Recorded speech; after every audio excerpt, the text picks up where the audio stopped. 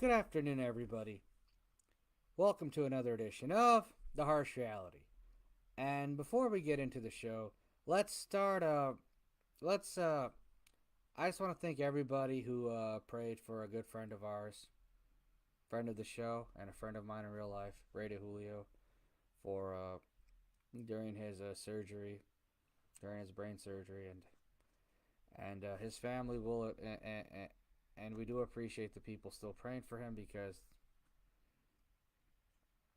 let's hope he can make a full recovery. That's why. And the sooner the better. So please keep him and his family in your thoughts. And that would be very much appreciated. Also, I did post a GoFundMe link for another dear friend of ours, and of course my business partner, Scott Ryan Saunier, who is going through his own issues. So please share the link out. If you can donate, please do. If you can't, share it out. That's fine. And in the meanwhile, let's get right into it with story time. Once upon a time, there was a man who was very. There was a man.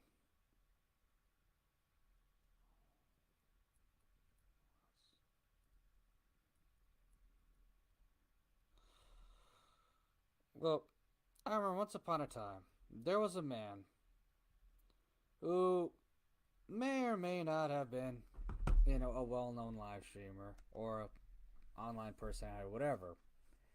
And for some reason, he couldn't get over his ex-girlfriend. It's someone he dated for about 5 years. And because he was so upset with how his situation ended with her, supposedly she cheated on him or whatever, I don't really know or care. But the bottom line is, he was so obsessed with this lady. Even though nobody knew who she was, nobody cared about her, nobody could even tell you her name, let alone what she looked like. Yet, all he would do is keep posting about how much of a skank she was, how horrible she was, how terrible she was, and everything else, to where for years, to where he was just obsessed with constantly posting about her, even though he was the one with the following and she was the one no one even knew. To the point where she got so sick and tired of the nonsense, she started posting. She started dropping receipts about what happened during the relationship, what happened with this family, and what happened with this relation, what happened with their family, and everything else in between. And instead of realizing what he did was wrong, or instead of, I don't know, stop crying about her publicly after a year, he just kept doing it for a long time. To where one day he found out that people he couldn't stand knew about the most humiliating moment of his daughter's life, to where certain people were posting about it on his page, to the point where instead of just blocking them or pretending it didn't happen, he posted about other people trolling him about the most humiliating moment of his daughter's life. And of course, 10 days later, all over his social media, and of course 10 days later, his daughter committed suicide. I mean, it was a drug overdose. You know, it was cocaine laced with fentanyl. But let's be honest. Let's be honest. Most women commit suicide via drug overdoses. I'm sorry. Most suicides committed by women are done via drug overdoses. Statistically speaking, it's not an opinion. It's a fact. that most women who do end up most women who do commit suicide, it's done through overdose. And we know the person I'm story of the person I'm talking about. So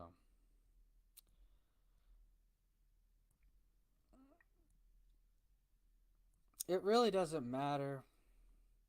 And for the ones who don't, we'll call them. Well, you'll see it in the comments later.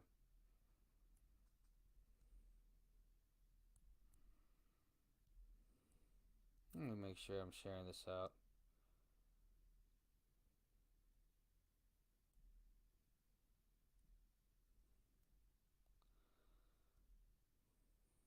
And for the ones who don't get it, they won't.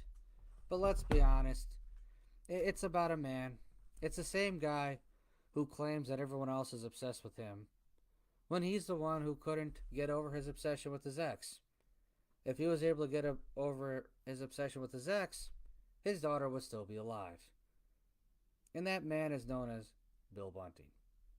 But I don't really bring this up because to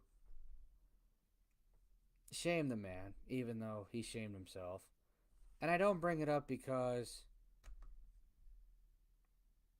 it shows you the error of his ways, even though he's demonstrated that numerous times. I mean, you challenge me to a fight. You say you're gonna make me bleed. You're gonna kill me. You're gonna do all these things. And when I ask you when you're gonna show up here and do that, you just run away. But I don't really care about any of that because at the end of the day, his true colors have already been revealed. And more importantly,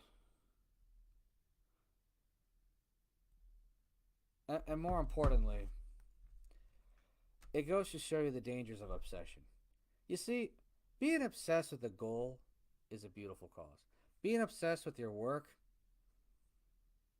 being obsessed with working or getting the job done when at your place of business or whatnot, if done properly, can be a beautiful thing. But being obsessed with your past traumas to the point of no return will do nothing but cause more danger, cause more trauma, cause more horrific situations. But the fact of the matter is that if someone but the fact of the matter is this and this only. If being able to determine, I made a post yesterday, and because of this and because of other things, when I hear the phrase, "Oh, you're obsessed with me. You're obsessed. You obsessed. You obsessed. You obsessed." First of all, if you're a teenage girl and you sound like that, while it is befitting to the gender, it is very cringeworthy. But if you're a 60-year-old man and you sound like that, that's just horrific. It's really it's very emasculating. But that's neither here nor there. The real issue I bring that up is because I did make a post about how if someone just because someone knows something about you does not mean they're obsessed. And went along those lines. I mean, just because you're an open book and you're easy to read does not mean they're obsessed with you. It just means you're not the sharpest tool in the shed.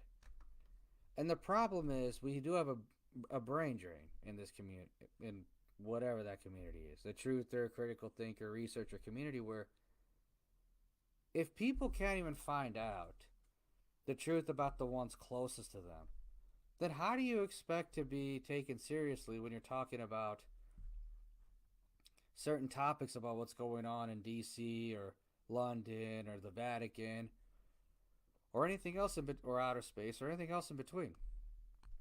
How can someone look at you and say, "Hey, I understand I don't know anything about the people in my life, but I'll tell you everything about what happens with politicians in DC." Where are the critical thinking skills? Where are they located at? And I guess we could do another story time about a girl who's really not anything special, but she is someone who at least on Facebook or in the messenger chats, pretends to have a high level of confidence in abilities and attributes she does not have, which is kind of what we talked about on Thursday's show with Miss Jackie Hyde. And this girl we're talking about is someone who thinks she's special, someone who thinks she's hot, someone who thinks she's a dime piece, someone who thinks she's high level, and all these other things on Facebook. When in reality, she's none of those things. Because if she was, she wouldn't be struggling to get away from a relationship. Number two, she wouldn't need some random guy to create a messenger chat for her to feel special. And number three, more importantly, well, you would be more popular than me, at the minimum. So, and number four, you'd be living the high life just for your appearance.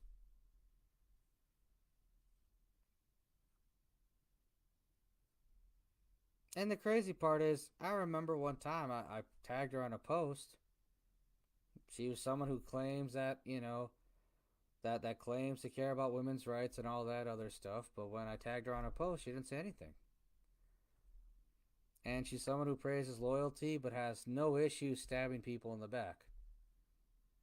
But I'm not going to mention her name because it doesn't really matter and it's an old story. But why do I bring that up? Well, the problem is in Western society, especially in the U.S., there is an issue with American exceptionalism where people have high ability, where high confidence, such high confidence in abilities they do not have. And the problem with that, and the problem is that can also be a very deadly combination. History is full of people. History is full of people who have literally lost everything in their lives because of their obsessions and because of their overconfidence. Extreme overconfidence in abilities they do not have. You could be overconfident and cocky and arrogant and any of that if you have abilities to back that up. If you're someone who can't really do anything outside of remove people from a troll chat, not even troll chat, remove people from a chat, you have nothing. You have nothing. If you're someone who needs someone to create a troll chat, to create a group chat on your behalf to feel special, then you're not special. And if you're someone who's supposedly attractive, but you can't raise enough money to get away from your significant other, then you're really not that special. And I'm not saying this because I think I'm great or some sort of anything. I'm not. But I'm not trying to be. Never said I was. Well, not anymore, at least. Those days are over.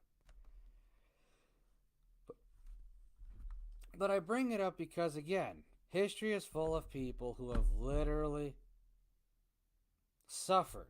Whether it's a horrible death, bad things happening to their bad things happening to loved ones, bad things happening to them outside of death, or outside of their families, just because they couldn't get out of their own way. And I don't think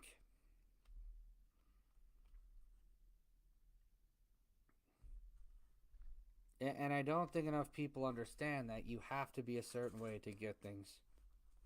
You have to be a certain way in life in order to progress, in order to get better, in order to better yourself.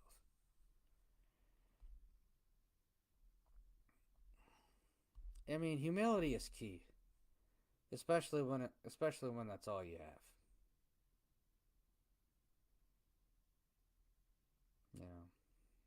I mean, you have to understand how the world is. You have to understand how the world is at this point in order to dream of a better world.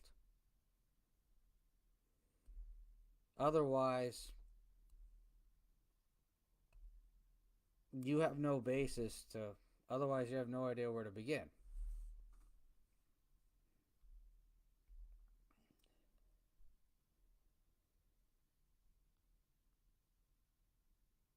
And that's another thing I've noticed.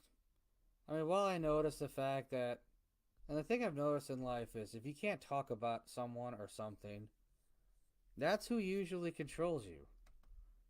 And that's when you know it's the truth, most of the time. Not all the time. Sometimes it's just nonsense. Like the fact of the matter is that it's 2024 and people still don't understand that the clot shot, that the donut experiment is still deadly. Like, I mean, it's one thing if people had to get it once or twice for their, jobs or whatever, because that's just life. But for people to constantly get boosted because of it, it's just insanity. It really is. But everyone here watching that knows that, so it doesn't even matter all that much. But what I do find insane is that, like, you could tell who runs the world if you're not allowed to, you know, mention a group of people.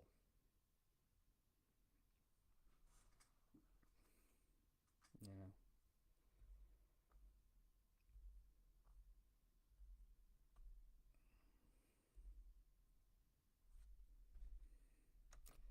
and then one thing I've noticed is that everyone talks about this person having privilege or this group of people having privilege or anything else, but at the end of the day, not everyone gets to experience privilege. Privilege is like true love. Yes, it exists, but not everyone gets to experience it, and that's life.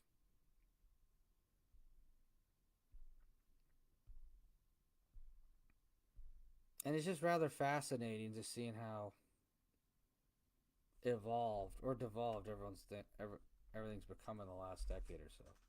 I mean, we live in a world where that were considered conspiracy theories a decade ago have just become proven fact. It's rather strange. I mean, look at what happened with Diddy's arrest. Yes, obviously he's a sacrificial lamb to keep the machine going, but it's still rather fascinating how that was a known secret for years, and yet people really didn't say anything about it until 2023. So that's just something we know of. We need some new conspiracy theories because if all the old ones have become proven true, then well, the major ones at least, then I don't know what else is left. So, and on that note, this has been another edition of the Harsh Reality. This is Harsh Metz. I'm out. I'll be you. But life is harsh. Must live it. And sometimes you have to do what you're afraid of doing the most. Take care, everyone. Have a great rest of your beautiful Monday afternoon.